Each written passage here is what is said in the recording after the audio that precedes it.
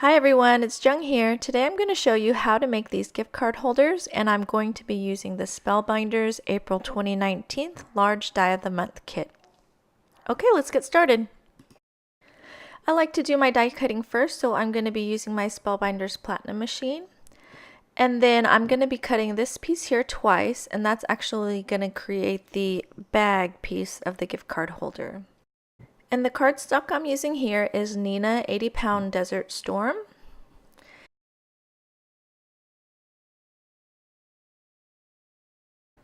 And then using the same cardstock, I'm going to be cutting the inner gift card holder, the piece that you see here. I'll be cutting that out twice too.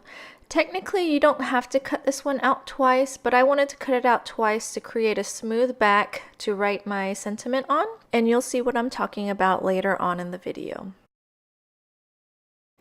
The end of the school year is coming up for my girls, and I plan to give these to my daughter's teachers, so I think they'll be so cute. But they would also be great for Mother's Day, Father's Day, birthdays.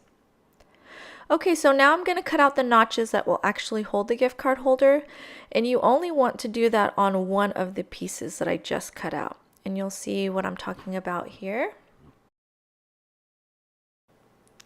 Next, I'm going to be cutting out the piece for the tassel. I'm going to be using a scrap piece of paper. I believe this is basil cardstock.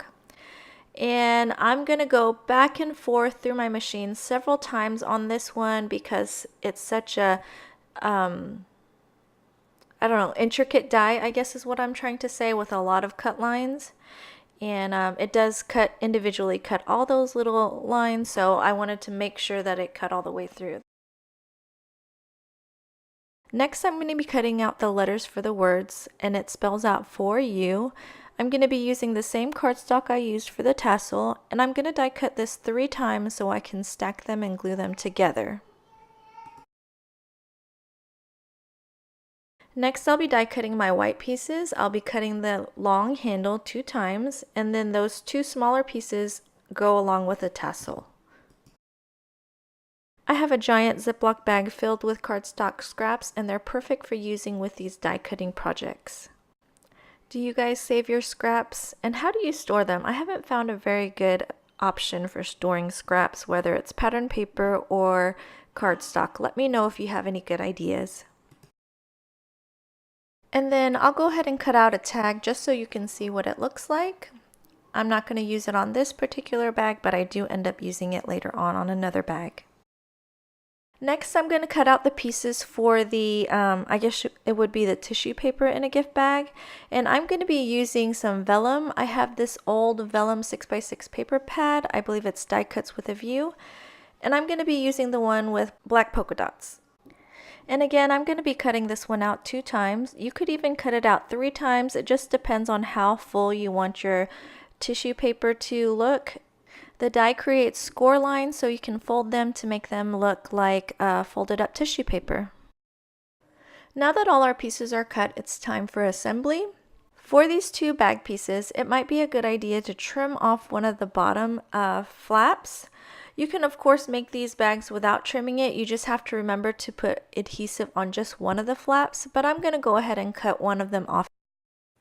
Next, you're going to want to fold down the flaps on the score lines. Go ahead and use a bone folder to really fold down those flaps.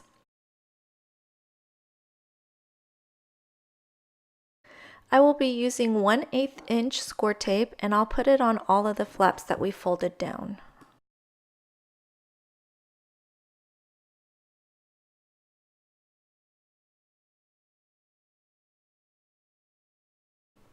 Next, I'm going to be putting the 2 pieces together. I'll line up the bottom first, and then I'll do each side one at a time just to make sure it all lines up.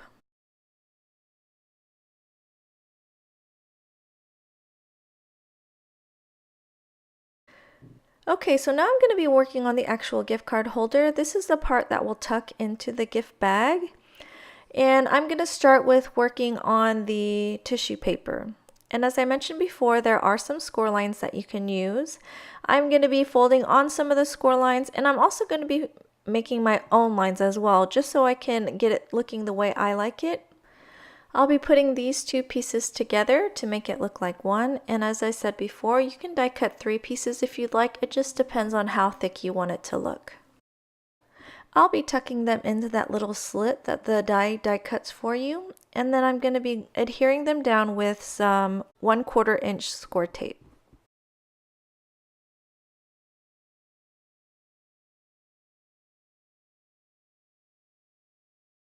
I'll remove the backing strips and then I'll adhere that flap down. Next, I'm going to add some more score tape to the back of this, and I'm going to glue that second piece that I had cut out without the little notches.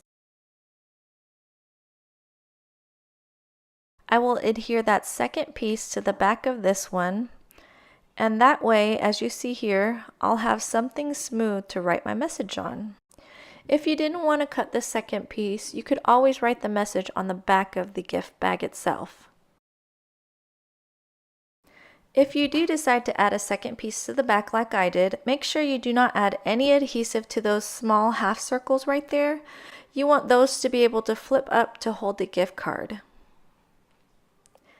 Okay, next I'm gonna work the handles and make them pliable so I can stick them on.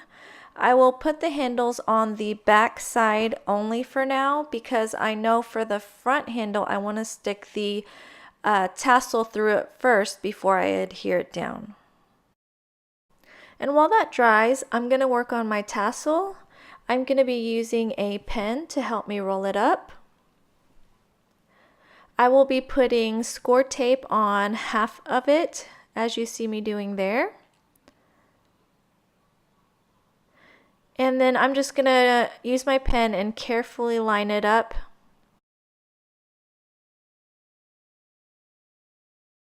That long skinny piece is going to be the loop of the tassel, or the handle if you will, and I'm just going to be attaching that with some liquid glue.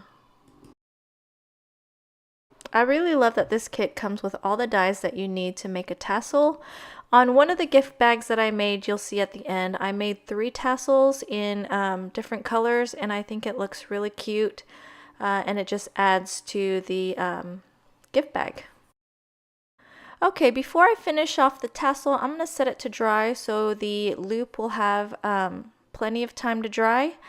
And I'm going to work on gluing these letters together. If you remember, I cut them out 3 times so I can stack them and they could be more dimensional. Because the letters are so thin, it is a bit tedious, but since I'm using liquid glue, I do have time to play with it and move it around until I get them stacked perfectly. I'll put an acrylic block on top while it dries. Okay, to finish off my tassel, I'm going to attach the band with some score tape, and that's going to hide the ends of the loop.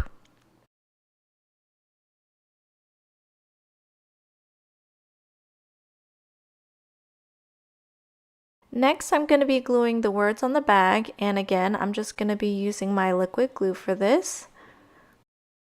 For some reason, my camera cut off, but after I finished gluing the words onto the bag, I looped the tassel onto the other handle and glued it down just like I glued down the first handle.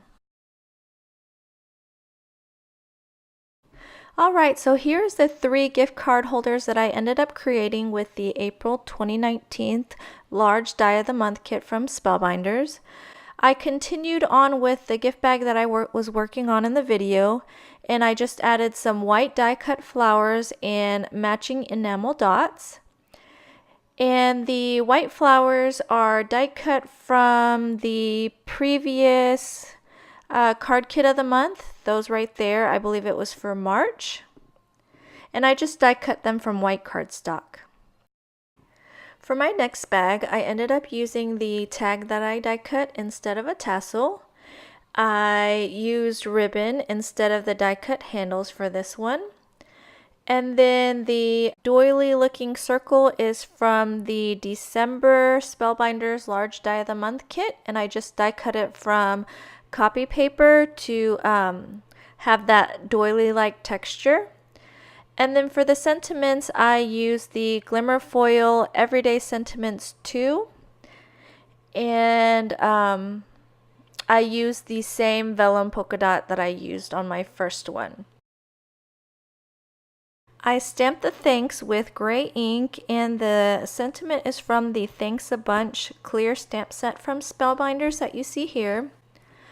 And the butterflies are the vellum butterfly stickers that I got with the March card kit of the month kit from Spellbinders. And for my last card, I decided to play with some alcohol inks, and I created this background, and that's what I die cut it out of. And that's where I got the inspiration for my tassel colors. And for the rest of the card, for the back and for the inside, I just use white cardstock and white vellum.